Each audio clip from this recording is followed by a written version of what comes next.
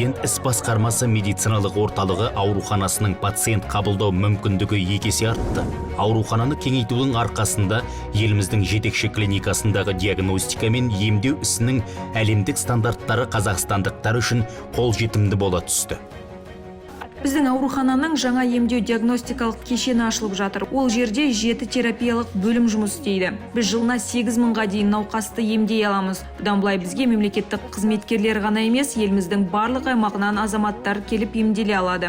Жергілікті дәрігердің жолдамасымен келген немесе ақылы негізде емделгісі келетін азаматтар медициналық қызметтің толық спектрін ала алады. Оған тексерілу, диагностика, емдеу түрін таңдау және оңалту қызметі кіреді. Наша больница уже 3-й раз реакредитирована. Біздің аурухана осымен 3-ші рет JCI емделушілердің сапасы мен қауіпсіздігінің америкалық жүйесімен қайта аккредиттелді. Яғни бұл науқасты емдеу, аурудың алдын алу және диагностикалау тұрғысынан сенімділіктің жоғары кепілі. Для всех граждан нашей страны.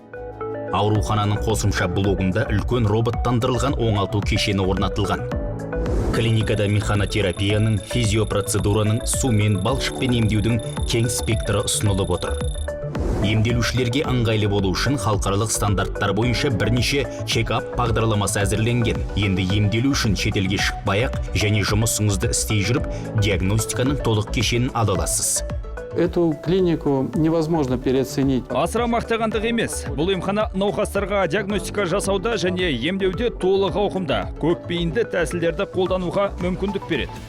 Мұнда 2300-ге жуық маман жұмыс істейді. Дәрігерлердің жоғары біліктілігінің арқасында Президент іс басқармасы медициналық орталығының ауруханасы диагностика және емдеу саласында үздік деп танылған. Клиниканың медициналық қызметкерлері жыл сайын шетелде тағылымдамадан өтеді. Дәрігерлер арасында ғылым кандидаттары мен докторлар да жетерлік. Олар қазақстандық денсаулық сақтау саласының дамуына үлкен үлес қосуда. Пациенттерді емдеудің жаңа әдістемелерін әзірлейді және аса күрделі диагностикалық жағдайларда өңірдегі әріптестері үшін онлайн консилиумдар өткізеді.